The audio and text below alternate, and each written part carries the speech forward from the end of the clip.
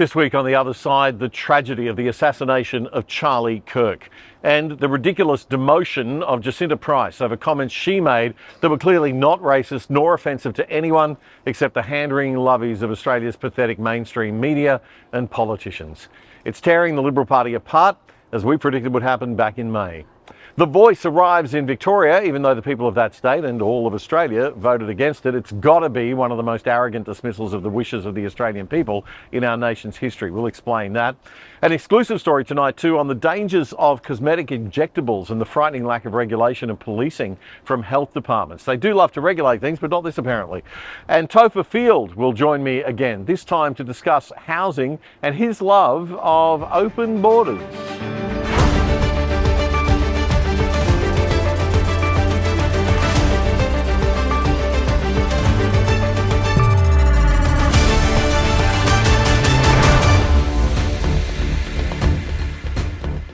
G'day Bendigo, g'day Cairns and g'day Australia. This is episode 426 of The Other Side for the week commencing Friday, September 12, 2025.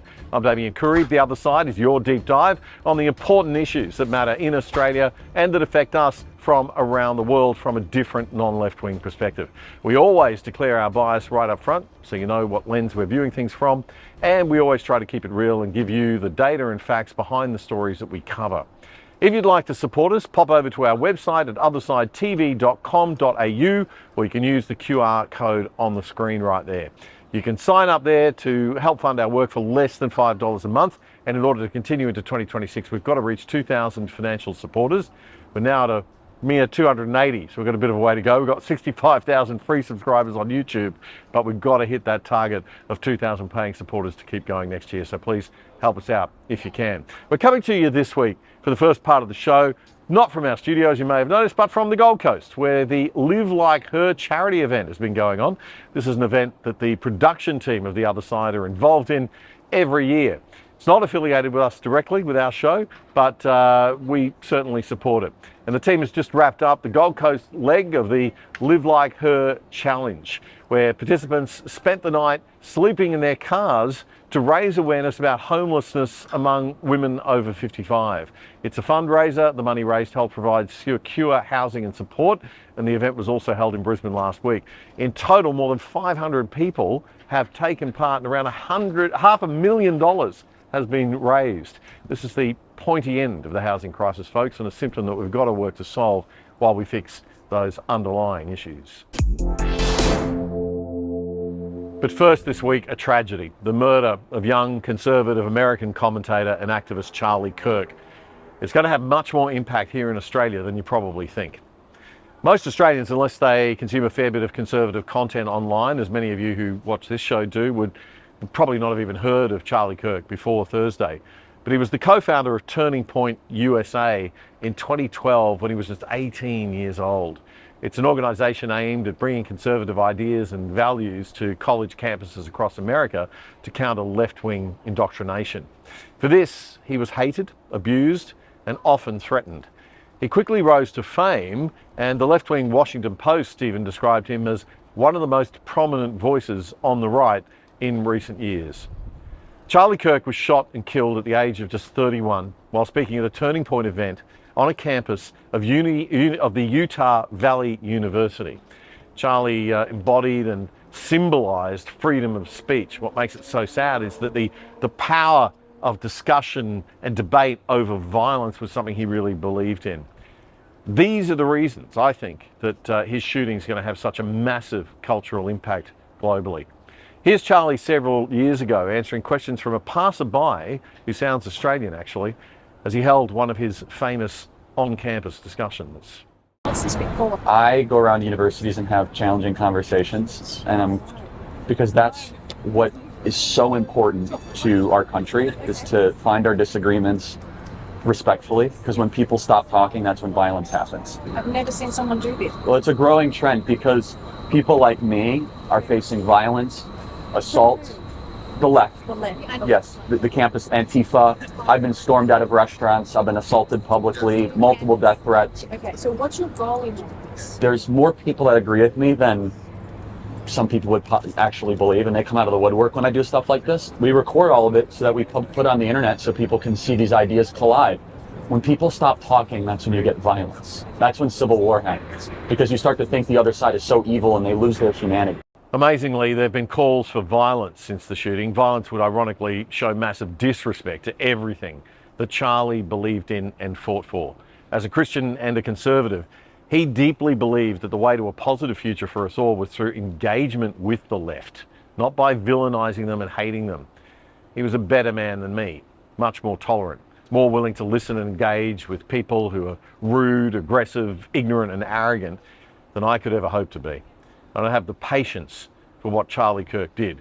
He was saint-like in his ability to stay calm and debate rationally and respectfully in the face of unfathomable stupidity and ego quite often. It's not often you can say that you learn something from someone almost half your age, but Charlie Kirk was no ordinary young man. You can silence a man, but you can't truly silence with violence, because Charlie has left thousands, maybe millions behind him who will carry on the messages that he himself passed on. And now those people he touched will be more motivated than ever. This was expressed beautifully by the US conservative platform, the Daily Wire's youngest host. He showed us how to use our voice for good and how to be bold and actually engage in conversation, because he was the one doing it. You know, he's out on college campuses being that voice, showing us that debate is good, that's healthy for society and what we need. And I think that's what's most devastating too, is that was his thing, you know? Yeah, he taught moral truth too in all respects of life. And I think seeing a man who was so biblically based and so unabashed to hold those truths and to show that my generation, that it's cool and good and right, was, I mean, yeah, obviously I know that we're all kind of struggling with that and understanding, you know, why that a voice like this is taken from us, but he encouraged so many students to be that on their college campuses. We've seen the ripple effect from his platform, and I think that's the most profound thing, is just the impact that he's had for other students to actually voice their opinions. We got a message from Rob McCoy, and it's Charlie's personal pastor, and we were cleared to share this message, so I just wanted to take a moment and read this. He said, "My friend Charlie Kirk was murdered today by a coward.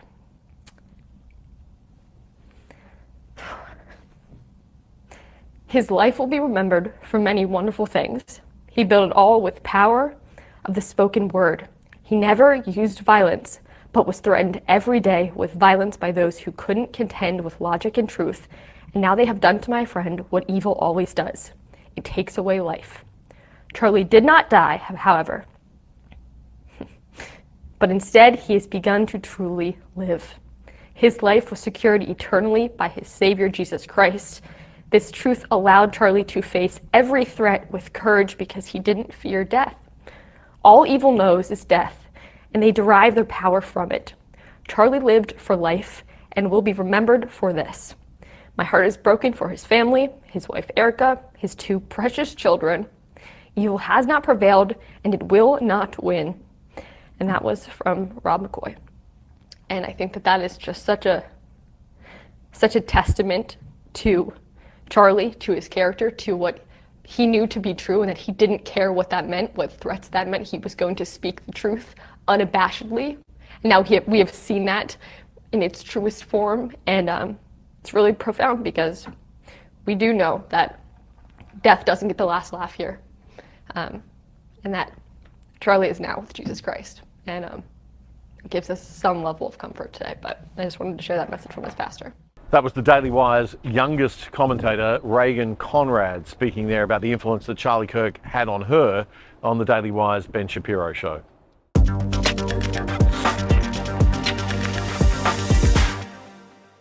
I said after this year's federal election and many times since on this show that I firmly believe the modern Liberal Party can't survive in its current form, because the broad church of views, as John Howard called it, is now way too broad. The party is effectively now two polarised parties and will never be able to present a stable, united front to the electorate and display any kind of integrity while it continues to try to be all things to all people and stand for nothing. I was criticised at the time for having that view, but I'm more convinced than ever that I'm right following the absolute shambles we're seeing play out now in the ridiculous ruckus over some comments made by Senator JACINTA Price that have now led to the poorly performing leader, Susan Lee, shooting herself in the foot by removing the extremely popular Price from her shadow cabinet. This sends a clear message to Conservatives in the party and outside the party that any kind of cooperation is off the table, that Susan Lee will be running a very modern Liberal Party, as she calls it. So modern that you won't be able to tell it apart from the Labor Party, it seems, and therefore without any reason to exist at all, really. A little over a week ago, Senator Price went on ABC afternoon TV and said that it wasn't surprising that Labor would support increased immigration from India since that particular community tends to vote Labor more. Not a particularly shocking thing to say if it's just a statement of fact about Indian Australian voting trends, and a statement of opinion about Labor's motivation for increasing Indian migration, which may or may not be their true motivation, but it is worth discussing given the massive, reckless increase in immigration over the past 3 years that we've seen. Before we pile on with any pile on, perhaps let's just, step back and listen to actually what JACINTA Price said in that ABC interview. There is a concern with the Indian community, and only because there's been large numbers, and we can see that reflected in the way that the community votes for Labor at the same time. So if they're going to see a reflection that, okay, these individuals are going to vote for us more so than other parts of the community, well, then of course they're going to express a view that we'll get those sorts of individuals into our communities. That's it. That's all she said. There is a concern with the Indian community, and only because there's been large numbers, and we can see that reflected in the way that the community votes for Labor at the same time. Now that shouldn't be offensive to the Indian Aussies. It's a fact that Australia's intake of immigrants from India in 2023 is 3 times what it was in 2013. It's just a fact. Look it up. It's on the Australian Bureau of Statistics website. And a leading pollster claimed that 85% of Indian Australians voted Labor at the 2025 election. Now this number's been challenged since, but while it may not be as high as 85%, there's no doubt that the vote is higher for Labor among Indian Australians. In fact, since 2022, Chinese and many Indian heritage voters have trended Labor, helping flip or bolster key metro seats. Analysis of poll data shows really clearly that the Indian community voted mostly for Labor in 2025, although there were some patches of Liberal support in some areas. The support for Labor was overwhelming in Parramatta and in Western Sydney. So that's just a fact. JACINTA Price was just stating facts. She then went on to say that if Labor sees a trend, then of course they're going to express a view that they would like more of those people in the community. That's an opinion she's expressing about Labor's immigration motivations. It's not an opinion about Indian immigrants, and it's not wild or crazy or racist in any way. Australia isn't the only place in the world where it's very well known that some migrant groups tend to vote a particular way, or where certain political parties have skewed immigration policy to support their own electoral outcomes. And this is a topic of debate. It's fair comment and well within the scope of what we should be able to be having a conversation about, given the insane way that Labor's massively increased immigration flows in the past 3 years to what many say are reckless and irresponsible levels. We need to be able to ask the question and have a chat about all of that without being cancelled or condemned. But of course, the ABC and the left-wing mainstream media piled onto JACINTA. They'd never let the facts get in the way of a chance to slam a Conservative politician. Even if those facts were facts that you yourself had reported on, like the ABC did back in May when they published this story online under the headline, "Why Many in the Indian Community Backed Labor at the Federal Election." Oops. You see, it's just a statement of fact, but only when they do it. When a Conservative politician says it, oh, it's racist. But what's truly astounding about this latest little hand-wringing, self-indulgent furore of our elite political bureaucracy and media class is where the criticism of Price came from. Labor didn't have to lift a finger. It all came mainly from her own side, the Liberal Party. The Shadow Minister for Industry and Innovation and the Manager of Opposition Business in the House, Alex Hawke, was first sent in to pull Senator Price into line. He called her office, spoke to a staffer, and told Price that she had to apologise. The staffer claimed that she was berated by Hawke and was warned that Price would go the way of other Liberal women of late if she didn't fall in line. Now, Hawke strongly denies saying that. This spat is a clear example of why this party may go the way of the UK's Conservative Party and fade into obscurity in a few years if it doesn't sort its values and its value proposition for voters out quick smart. There was nothing wrong with what Price said, and Hawke and all the Liberal wets who subsequently apologised on her behalf like a bunch of lemmings are the ones who should be hanging their heads in shame and being criticised for an own goal. So who is Alex Hawke? Well, his electorate is in Western Sydney, but it's very socially conservative. He's considered to be part of the centre-right faction of the party. He's probably best known for playing a strategic role in rallying support for Scott Morrison during the leadership spills of 2018, and mostly for being the guy who exercised ministerial discretion in cancelling tennis star Novak Djokovic's visa in January 22 ahead of the Australian Open, when he was Immigration Minister for ScoMo. He isn't seen as much of a power broker these days, and he even faced a motion to expel him from the New South Wales Liberal Party over internal pre-selection conflicts. But he is known to be a close ally of Susan Lee, and he is the Manager of Opposition Business in the House, or as we might now call it, the Minister of Shooting Yourself in the Foot in the House. Once again, the Liberals let the woke set the agenda. They let the woke lead and own the narrative, and they fall into line like a bunch of spineless cowards. Lots of people in the political know have conspiracy theories about all this, whether it was all part of some cunning plan by Lee or Price or someone else. People like to imagine and make stuff up. Some of them may even be right. We may never really know. But the external optics are simple. The party is a divided schmozzle right now. Wet-leaning, left-wing leaning Liberals are fighting openly and publicly with the Conservatives. Susan Lee looks weak and pathetic. The Conservatives have drawn a line in the sand.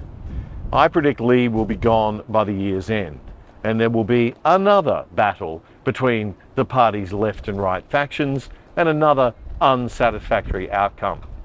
They simply cannot get along because they do not share worldviews, and they never will. The broad church is way too broad for survival. Price should accept the overtures from the Nationals to return to that party, and the Nationals and Liberals should split into two parties with two different but very clear brand value propositions to take to the market at the next election. It's the only hope that they have of lifting their pathetic 29% joint party support in the latest polls. The Nationals would be the Conservative Party, and the Libs would be the left-leaning centrist party. If they don't face the realities of the marketplace, then just like any company that's too inwardly focused, they simply will go the way of the dodo bird. We're very happy to announce a brand new sponsor for The Other Side, and remember that one of the best ways to support the show is to support our sponsors. SmartKits Australia is a leading supplier of prefabricated home improvement kits, so you can do it yourself, save money and hassle. SmartKits Australia is the easiest way to improve your home and build memories that last forever. Buy online, customize your way, get it built. That's the SmartKits way. Decks, patios, pergolas, flyover roofs, carports, and insulated roofing, all prefabricated, fully engineered, and delivered anywhere in Australia. You can choose from hundreds of pre-designed smart kits on their website, or you can go custom with SmartKits' in-house design team. Every kit is engineered tough, packed smart, and delivered free anywhere in Australia. And don't worry if you're not so handy. If you need it installed, they can do that too. Their licensed builder network can get you started even faster. It's up to you. So save thousands on your own 100% Australian-made SmartKit. Build your own outdoor lifestyles with SmartKits Australia. SmartKits.com.au, a proud sponsor of The Other Side.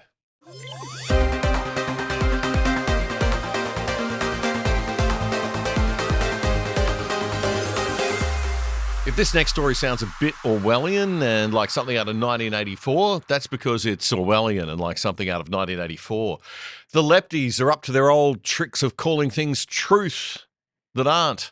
Kids in Victoria are going to be taught from the age of just 4 years old now that the history of their state started with colonisation, and the entire historical narrative will now be based upon, wait for it, the Truth Be Told report of the Yurok Justice Commission. That very questionable commission of so-called truth-telling hearings in Victoria that finished up last year. You may recall we discussed it in an earlier episode this year and pointed out that it was anything but neutral and balanced. So kids are going to be taught history based on that Truth Be Told report, which includes gems of social cohesion, kindness, love, and reconciliation, like this lovely paragraph. We walk on stolen land, a truth etched into the soil, in the rivers that have carried stories of a people for millennia, and in the skies that have witnessed it all. The scars of colonial invasion, its massacres, violence, and relentless erasure are not confined to the past. They reside in the present, shaping the lives of First Peoples in Victoria today. So, kids, not only did the first settlers not bring anything good with them, not only was our nation not built upon centuries of British evolution of systems of law, justice, institutions, government structures, free trade, education, farming, mining, transport, and other technology, all built on millennia of Greco-Roman and Anglo-Celtic history and Judeo-Christian ethics, not only is none of that true, but the scars of what they call relentless erasure aren't confined just to the past. They exist in the present. Oh, this is such good reconciliation stuff, isn't it? No division being deliberately created here by the lefties. No disunity, no destruction of social cohesion based on racism. Oh no, this is just splendid stuff for our nation's happy, united future. Well done, bureaucrats. The Victorian Premier Jacinta Allen says it's all about ensuring that future generations understand the history of this great state. Yes, because all that wealth that you've managed to destroy in once beautiful Victoria and turn into a mountain of debt, the entire society built on the shoulders of Western civilization and tradition by all Victorians of all races for 2 centuries, that isn't part of the history of this great state that kids need to learn and understand. Oh no. They just need to be indoctrinated into the latest left-wing neo-Marxist story of oppression and victimhood. That's how we'll create a great nation moving forward, Jacinta says. She also says understanding history is about moving forward together to get better outcomes. Waffle, waffle. Yes, it is. But we have to understand all our history, Jacinta, the good stuff as well as the bad stuff. And there's way too much focus on the bad stuff lately, and way too little appreciation and gratitude for all the good stuff. Now, all of this is kind of secondary to the main news that Victoria is going full steam ahead in giving extra powers to its voice-like body, the First Peoples Assembly of Victoria. This is despite the resounding no vote in the 2023 voice referendum. Yes, even in Victoria, they voted no. Every state has voted no. Queensland the most, resounding up around 69%, even the Northern Territory at 60%. Victoria is the closest, although it's not really that close, 55-45. The ACT was the one province, the one territory that returned a yes result. Channel 9 reporting on the result of the voice referendum back in October 2023. But it seems Victorian Labor didn't get the memo. But when have Victoria's left ever gotten the memo or paid attention to what the public really think or want? the Australian newspaper reported this week that Jacinta Allen has called on the state opposition to not go down the same path of deliberate misinformation that opponents of The Voice engaged in. Really? What deliberate misinformation was that exactly, Jacinta? Putting the spotlight on the Yes campaign's deception about how much taxpayer money is already being spent on Indigenous programs and organisations, around $40 billion a year? Or was it when we put the spotlight on the fact that the small change that the Yes campaign claimed The Voice would be actually represented the introduction of an entire new chapter in our Constitution that would enshrine race into our most sacred national document and have massive, far-reaching implications for everything? All Australians should be really concerned about what's happening in Victoria right now, because the precedent set in our second biggest state will influence the whole country.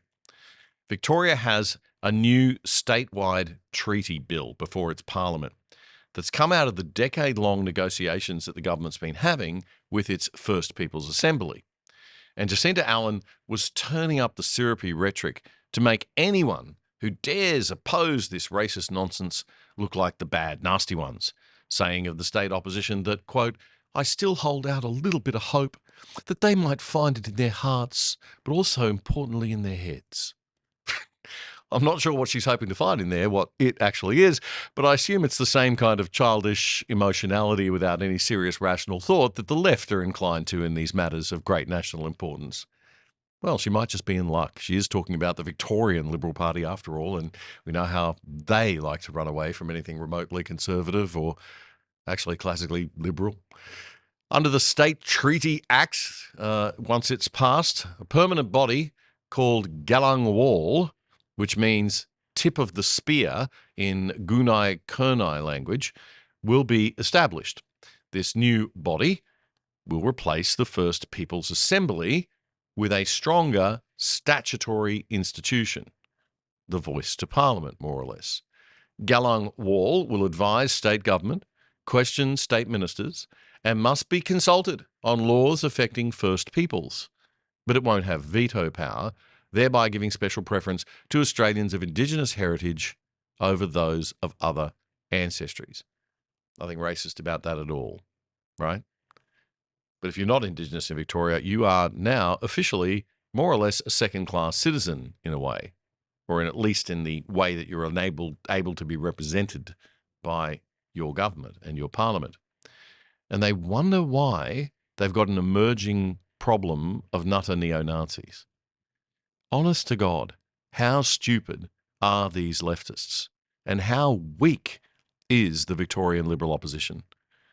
As well as the big changes to how history is going to be taught that we spoke about earlier, public spaces are going to shift too. Parks, waterways and places will be able to be renamed with traditional Aboriginal names.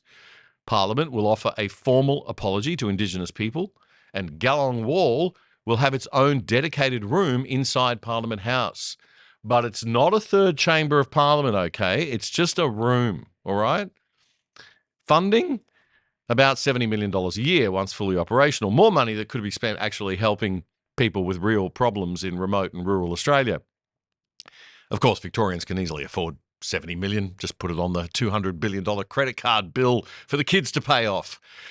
But it doesn't affect any other laws in Victoria, right? Isn't that what the Yes campaign told us during the Voice referendum? It'll only have power over laws affecting Indigenous people. We called that lie out on this show before the Voice vote in 2023, but I guess we were just evil right-wing racists spreading misinformation, as Jacinta Allen suggests. Oh, but hang on. This new Victorian Voice to Parliament will require that all new laws in Victoria will now need a statement of treaty compatibility to ensure alignment with Aboriginal rights. What does that mean? Well, for every new bill that's introduced into the Victorian Parliament, the minister introducing the bill has got to include a written statement now explaining whether the legislation is compatible with Victoria's treaty framework and the rights of First Peoples. Galang Wall must be consulted on laws and policies affecting First Peoples. But hang on, doesn't every law passed in Victoria affect First Peoples? Gulling Wall can question ministers, table reports, and make recommendations about treaty compatibility. And here's the really sneaky bit. Gulling Wall doesn't have a veto or the ability to block a bill. Parliament retains full legislative sovereignty, say the supporters. Yeah, but it sure gives the body a lot of sway, a lot more sway than non-Indigenous Victorians will ever have. And that is precisely the institutionalised racism that all Aussies voted against in the voice vote, including Victorians. The problem is this. If this hideous bill is passed, Victoria will be the first Australian state to deliver a voice-like body against the wishes of the people of this country. Will it be the last? Now is the time for the Victorian opposition to finally step up and show its mettle. You know people don't want this. We had a vote on it just under 2 years ago. Stand up and fight for once and redeem yourselves, Victorian Liberals. You might just be surprised how much energy it brings to your party and your chances at the next election, and just how revitalising it is for your dying party in Australia's most rapidly, sadly, dying state. Did you know that with a virtual private network or VPN on your computer, tablet or phone, you can log into your favourite streaming services like Netflix from home with an internet address from anywhere in the world and watch all the shows that they offer in other countries, including stuff in different languages?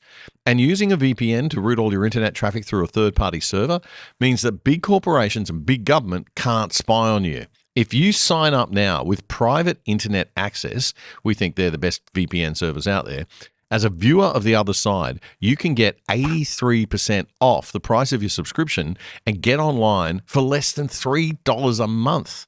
Check it out right now. Go to piavpn.com/otherside. That's piavpn.com/otherside. It's a great service, a rock bottom price, and supporting our sponsor, you are helping to keep The Other Side going and growing.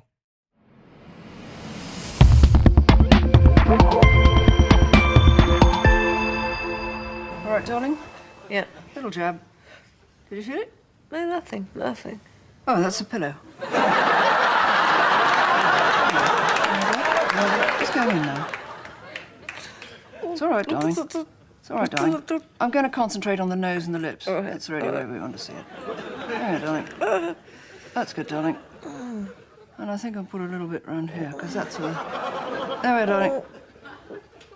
Oh, that's good, darling. And up here. That'll stun out those lines, darling. Oh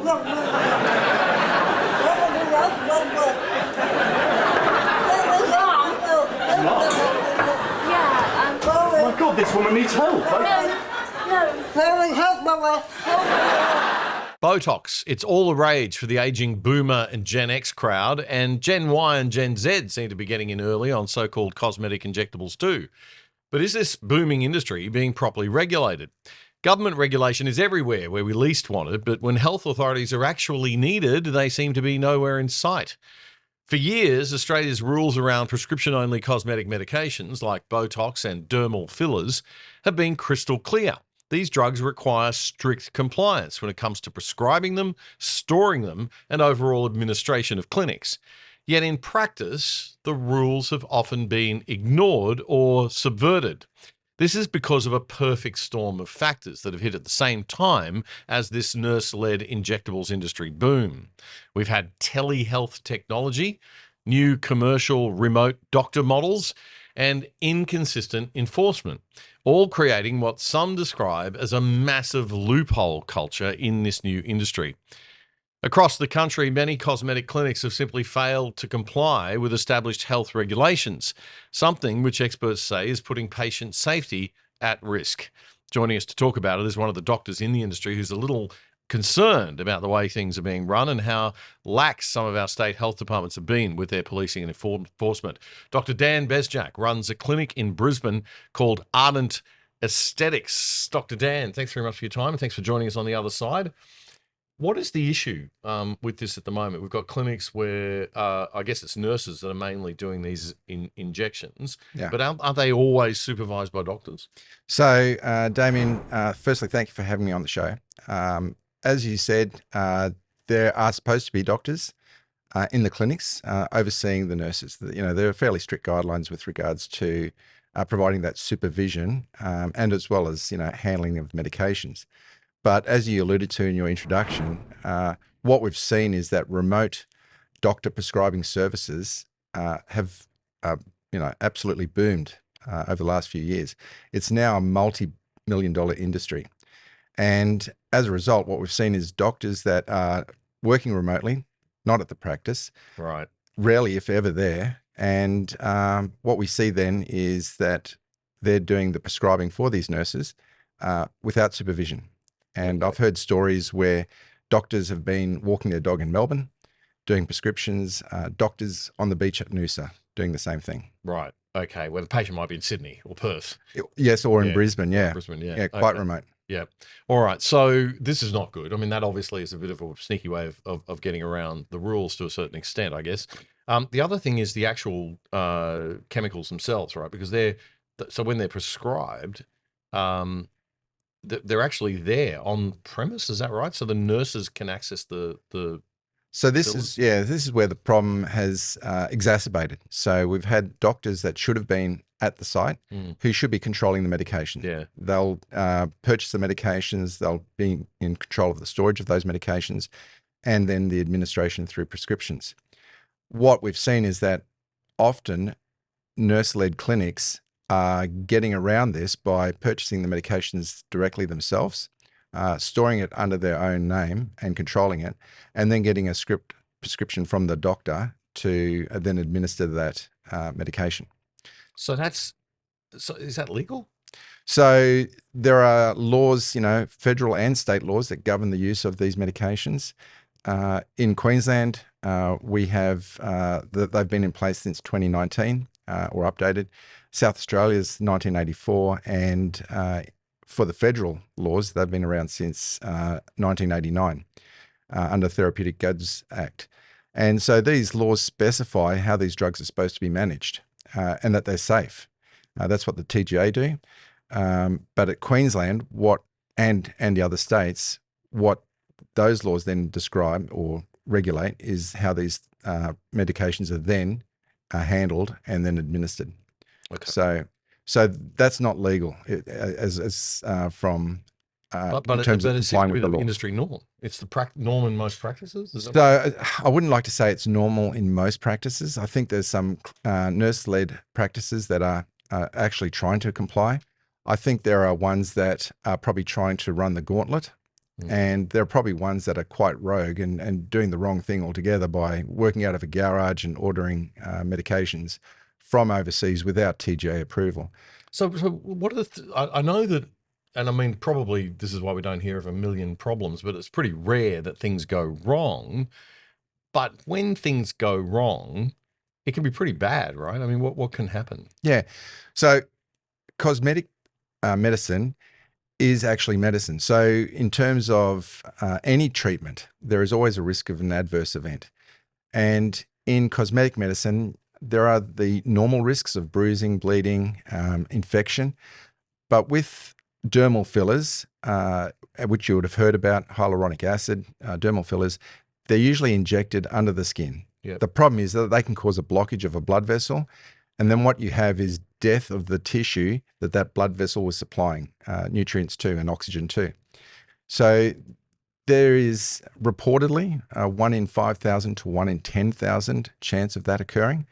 I believe that those figures are actually underreported and that we are probably seeing a far higher incidence of these occlusions, these blockages of these blood vessels. And what can those blockages of blood vessels lead to? So what we normally see is usually some damage to the tissue. You'll see maybe a little bit of scarring or an infection as a result. But at the worst, they can lead to significant scarring and, in rare cases, blindness. Whoa. Okay. Right. Because it's in that area that's where those blood vessels reach the eye. Yeah, it's a little bit unclear how it works because the blood vessel that supplies the eye actually comes from behind the eye, from the inside the brain. But there must be connections that we just don't know about where the external supply, the supply that provides oxygen and nutrients to the skin, has a connection or a network with the blood vessels that are internal. And so these have happened on a number of occasions overseas. And I understand that there was an incident here in Australia as well. What could you talk about that, or what do we know about Look, I'd rather not talk about the Australian incident, Right. but certainly the overseas incidents. What we've seen is where there's been blindness.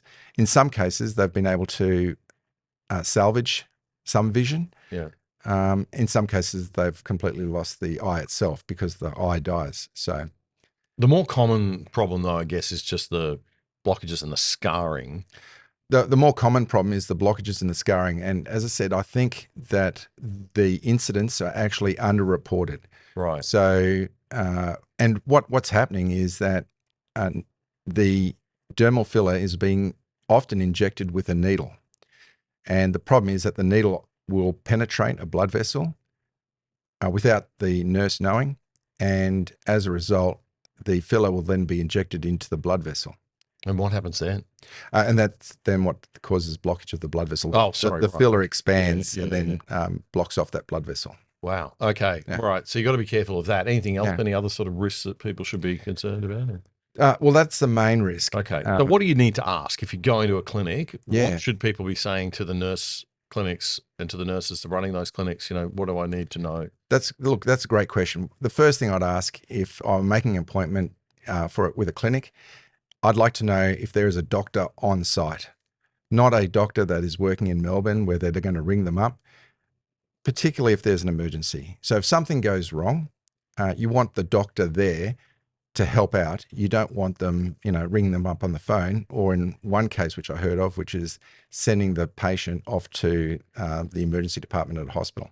Yeah. So When there's a medical emergency, you don't yell, "Get me the nurse." You yell, "Get me the doctor." Right? Well, I mean, you're normally asking for help, but yeah, having a doctor there so that they can manage the emergency. The second question I'd really like to know if I was booking an appointment is, does this clinic, particularly if I'm having a dermal filler, does this clinic have an ultrasound machine? So that is a machine that allows you to scan the blood vessels in the face. And I think it's akin to if you were to be driving at night and leaving your headlights off, so you can't see where you're going. With the ultrasound, you can see where the blood vessels are. You can then avoid them and not have these complications. So you have a ultrasound scan before they do the injections. Certainly at my clinic, we will scan before we do any hyaluronic acid dermal fillers. And so you just need to ask the clinic if they've got ask the clinic if they've got it. Yep. The other thing is, if we do have an emergency, and because I actually work at the clinic, if there is an occlusion or a blockage of the blood vessel, we can use the ultrasound to identify where that blockage is and then take measures to quickly remove that blockage. Okay. Now, I was going to ask how this has gone unregulated for so long. I understand that some states are starting to get their act together in terms of policing and clamping down a little bit. Yeah, so Queensland in December last year, by the Medicines Approvals and Regulation Unit, released a guidance to nurse-led clinics and to those remote doctor prescribing services. Okay. To provide essentially how they should be doing business with regards to the handling of medications. And they've given them, fair notice. The regulations were going to be enforced by Queensland Health as of the 1st of September. And we haven't, I don't know if anything has happened thus far. All right. Well, Dan, thanks very much for explaining all of that to us, Sure. and give us some tips on the sorts of things that people should be asking if they're going into into these clinics. You've got your clinic, of course, in West End in Brisbane.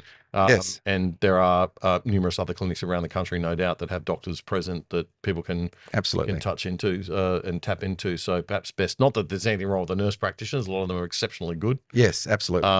But it is, it's probably wise and prudent to make sure that some of these guidelines are at least being followed. And it's good to hear that some of the state governments are actually getting into line and doing something about it now. Dr. Dan Bezjak from Ardent joining us on the show there, and we'll be back in just a moment.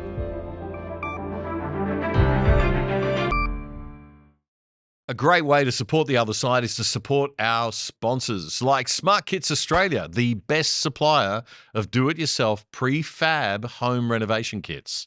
And it's not just carports. SmartKits do decks, patios and pergolas, flyover roofs and insulated roofing too. All prefabricated, fully engineered and delivered anywhere in Australia. And if you're not too handy, they'll install it for you too. Get onto it. smartkits.com.au. You're watching The Other Side with Damien Coorey, Australia's best independent news commentary show, bringing you up to speed on the issues that matter most. Simply subscribe for free on YouTube by hitting the subscribe button and bell, so you'll be notified whenever we post anything. And to really stay in touch, check out our independent website at othersidetv.com.au. You can sign up for free there too, or join the exclusive side and help support our show for less than $5 a month. This is The Other Side. According to the Bureau of Statistics, in the 2 years between July 2022 and June 2024, Australia took in 1.4 million migrants from overseas. That's 5% of the total Australian population. It's almost double the Aboriginal population of Australia. Let that sink in. In the same 2-year period, 440,000 people left. That means the net increase in population from migration was about 1 million. That's a new Canberra, Hobart and Darwin. Did you notice 3 new big cities popping up in our country? Me neither. When you put this kind of demand on a housing market and you don't keep up supply, guess what happens to prices? They go up. It's not politics, it's simply economic law. So why do we let so many people in? Well, for many reasons. Political analysts say it helps the left side of politics, the Labor side, because new immigrants tend to vote Labor. Some say business benefits because it provides cheaper labour and we need both skilled and unskilled workers. If you take a purely economic perspective, it's to keep our economy growing, or more specifically, to keep our gross domestic product number, our GDP, growing. Our GDP went backwards a bit in 2020. The impact of what we now know was COVID mismanagement. But it started to pick up again in 2021 and then considerably in 2022 and 2023 when the floodgates to new immigrants were opened. And so we avoided a recession. Or did we?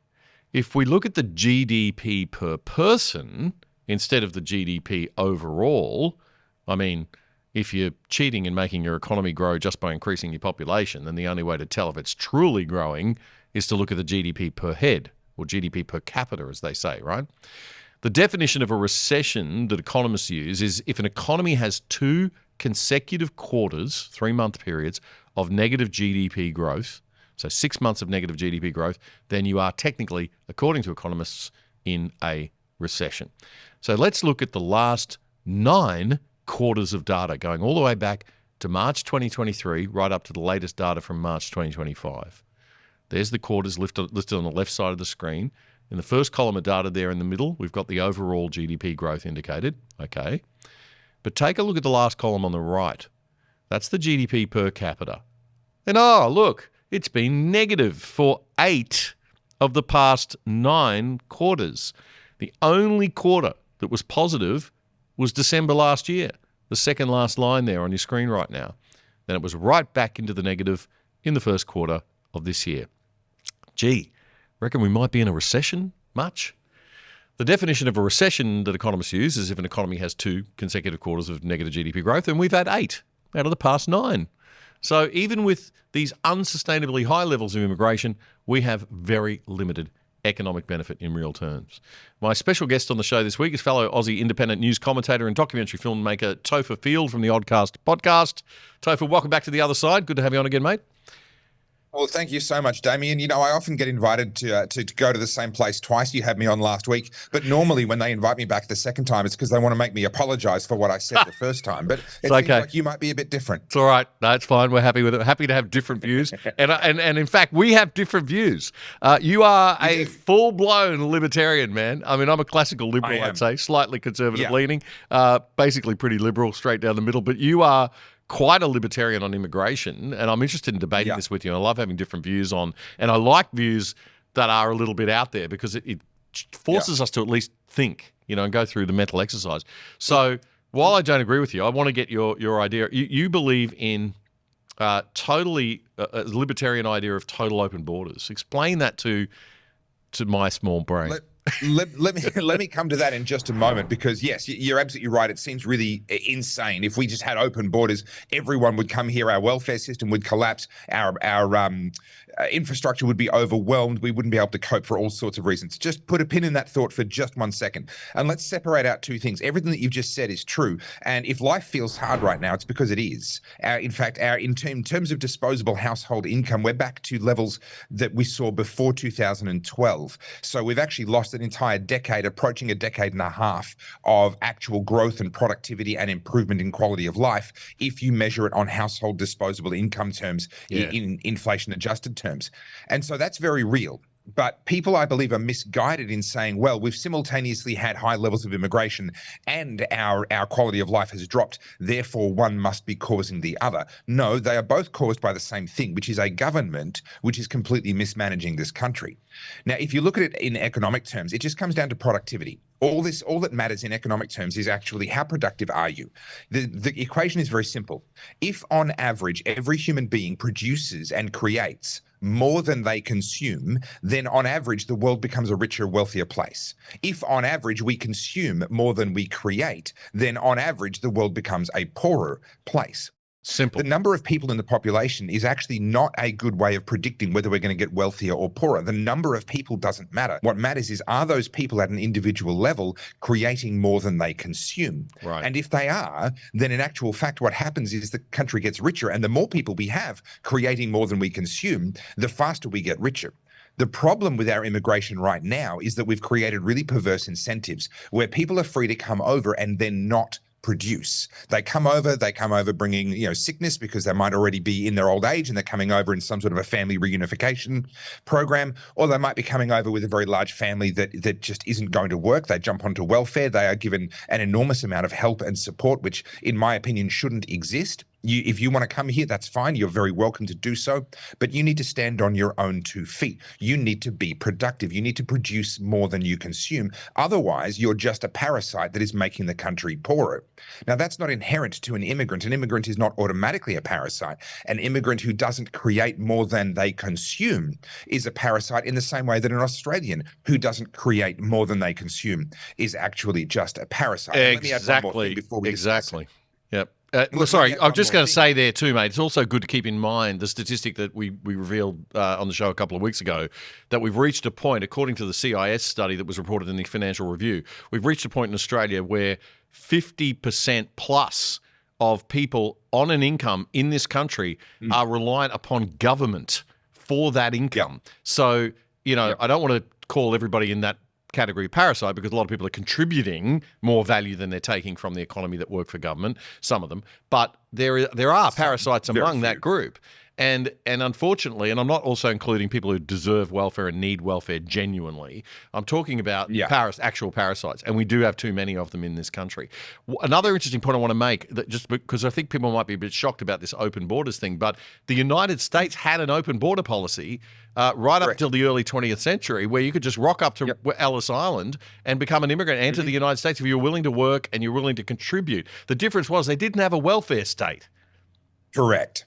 And so this is the thing. You can either have a welfare state or you can have a generous immigration system. You cannot have both. Right. And what's happened at the moment is we have a completely unsustainable welfare state. If you want to know what our future looks like, Look up the Cloward-Piven strategy, collapsing an economy through overly generous welfare, leading to an economic collapse, which then allows the ushering in of communism. Cloward-Piven strategy, you can look it up. That's where we are. We have an unsustainable social welfare net and socialist welfare system that cannot be sustained even for the Australians that we have. And then what we're doing is we're saying we're going to bring in huge numbers of people who then get access to not necessarily the same programs. People say, oh, it's a lie that these immigrants have access to welfare. Well, you're right. They don't have access to the same programs, but there are extremely generous programs that are available to them. And by the way, here's a little nugget for you. Did you know that we're paying about $30,000 to illegal immigrants or people who've overstayed their visas here in Australia who get caught? They get flown out to Manus Island, and then they are offered $30,000 basically to just accept being sent home and never being allowed back into Australia. So we're literally paying to get rid of people who are flown in here on a tourist visa, overstayed their visa. It's basically a money-making scam. They overstay their visa, they get themselves caught, they get processed and paid $30,000 to leave the country. So we are mismanaging immigration in all kinds of extremely insane ways. But let me touch on crime, because a lot of people say, well, these immigrants are bringing crime. A very small number of immigrants are bringing a very large amount of crime. The problem there isn't that there are criminals amongst the immigrants. The problem is the complete and abject failure of our justice system to actually deal with those criminals, because we've created a two-tiered justice system. The fact that someone is an immigrant, oh, they're a refugee, they've come from a war zone, suddenly we're releasing them back on the street when they've committed 200 violent crimes in the past. This is what we're seeing right now in Victoria. So what we actually need to see to make immigration work, we don't need to cut numbers. We need to cut the bad incentives, the perverse incentives. Remove all access to welfare. You want to come here, you're welcome to come here. You are going to work flat out for at least 10 years before you qualify for any kind of welfare.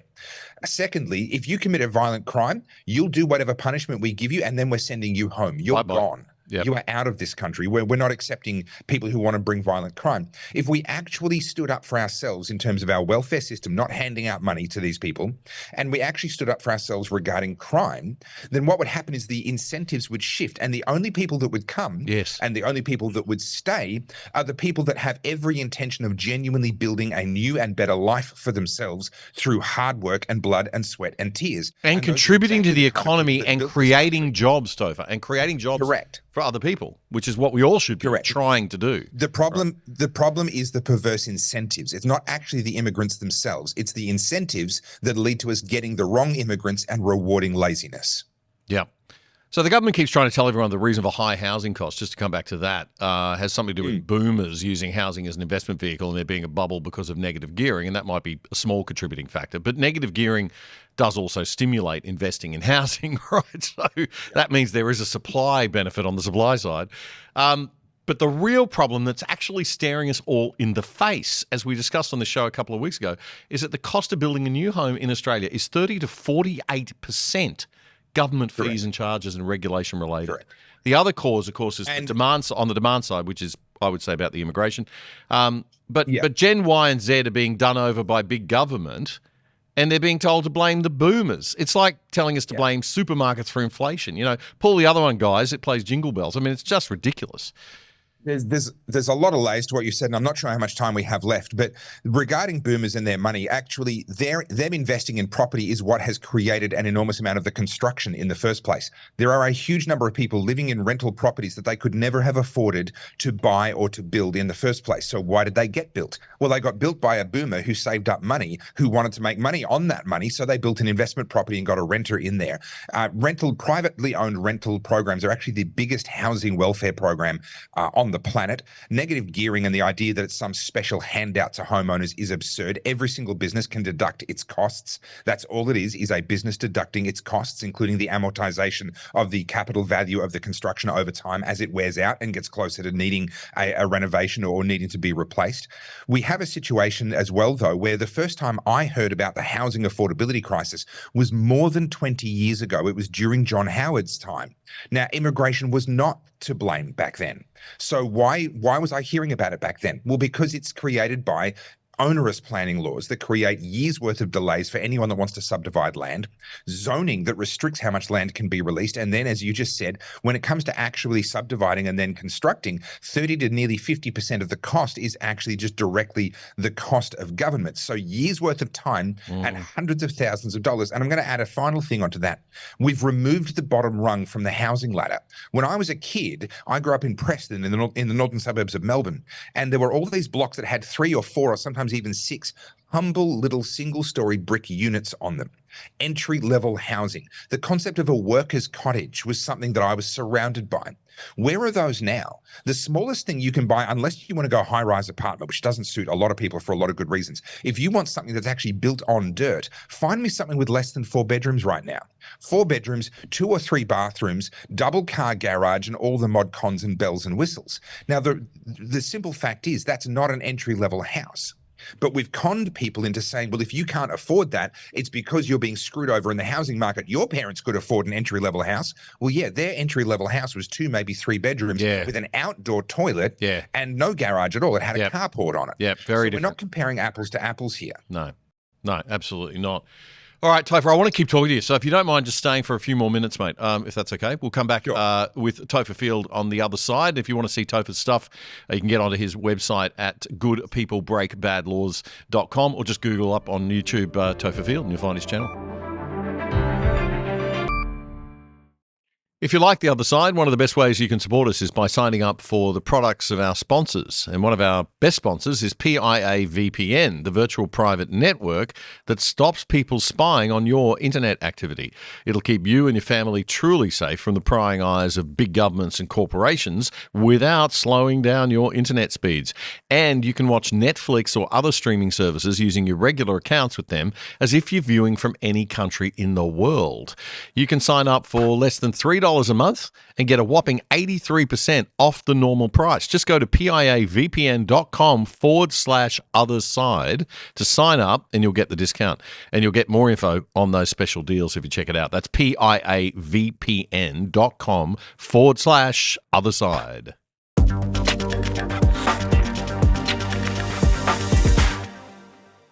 And we are back with our special guest this week on The Other Side, Topher Field. Topher, thanks again for joining us, mate. You did a video recently I thought was just fantastic on – it was a really interesting perspective, and I wanted to talk to you about it.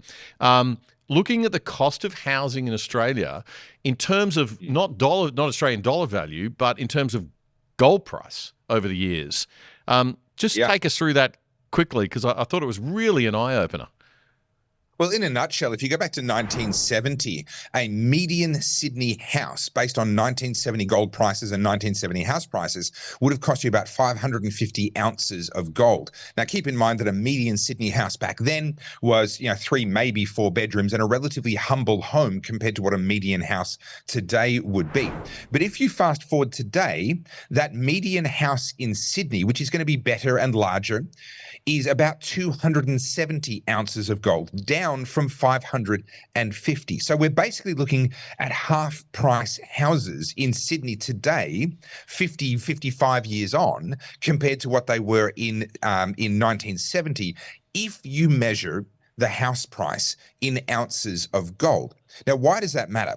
Well, actually, what you would expect is houses to come down in price because technology and the advancements in industrialization should allow us to build a lot more house with a lot less manpower, be more productive. We've talked about productivity before here. And so if we can be more productive in house building, then that should mean the costs come down. And if you measure the cost of a house in gold, that's exactly what's happened. That's exactly what you would expect. So then how come we're now looking at a $1.5 million Australian dollar median house price compared to, I think it was about $35,000 median Australian house price, not Australian, Sydney house price back in 1970? How come the dollar value is 16 or whatever it is times higher compared to what it was back in 1970? Well, the reason's very, very simple. It's because our money has lost value. It's nothing to do with houses actually having become unaffordable. Our money has lost all of its value, and hence the entire cost of living crisis, not just housing costs, but cost of groceries, cost of energy. If the price of one thing goes up, That's the price of that thing going up. If the price of absolutely everything goes up, what's actually happening is the value of your money is going down. And that's what's been happening for literally decades here in Australia.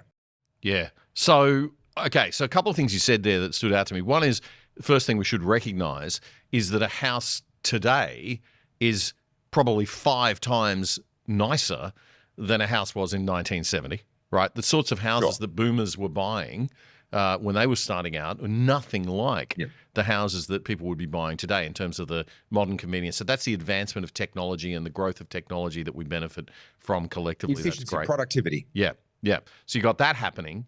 On the other hand, you've got this price decline in gold terms. If gold is a good marker of true value, over time we've seen that decline. So where has the value been lost? Well, now you have to work, what is it, 11 years to pay. It's 11 years wages for a house instead of, what was it, 3 or 4 years wages for a house back in 1970. So, okay, I'm assuming that kids today are just as productive as they were in 1970, perhaps even more productive given the technology we've got. We know we have a productivity problem in this country, but it doesn't probably extend to that. So where has this value gone? Who sucked this actual tangible value out of an economy? And I like to think of an economy as, I always talk about real value, bring it back to real value adding. Where are you providing a service or benefit to somebody? That's the only thing you can really measure as value. What dollar value you put on that, that's another story. But it seems to me like the people who've been creating the value, that value's been sucked out of our economy somewhere. Where has it gone? I can tell you exactly where it is. And in fact, I intend to do some study on this in the future in the hope of maybe getting this named after myself or something like that, because to my knowledge, no one else has boiled it down to this.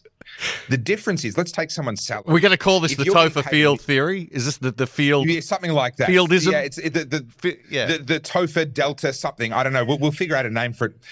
It is essentially the difference between what you cost your employer and the purchasing power you actually get in the end. So if you're in a median Australian full-time salary, let's call it $80,000. I'm not sure exactly what it is today, but let's call it $80,000, and it's a full salary package. After you factor in superannuation and employee work cover insurance and payroll tax and a bunch of other bits and pieces, you're costing your employer over $100,000. At least, mate.